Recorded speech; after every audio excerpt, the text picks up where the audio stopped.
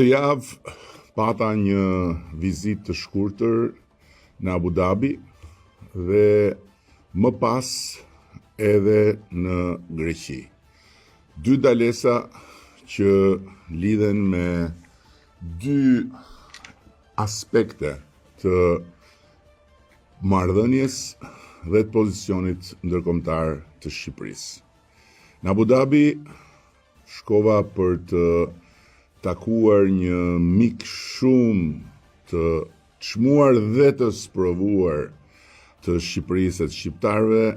por edhe një lider nga më të respektuarit sot botërisht që kam nderin ta konsideroj edhe mikun tim, presidentin Sheikh Mohammed bin Zayed, në një moment shumë të ndjeshëm për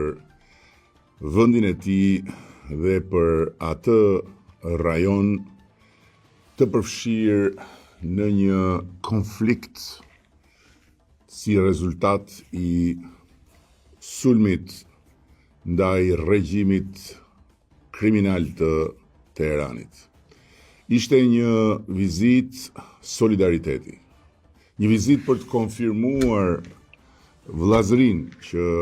na lidh me atë vend dhe me ato vende, dhe nga ana tjetër edhe besimin se Emiratet do ta kalojnë këtë fazë dhe do të dalin më të forta nga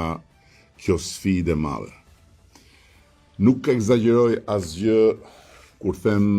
se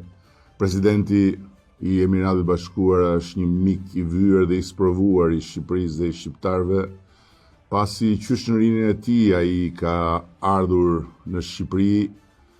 jo për turizëm dhe as për një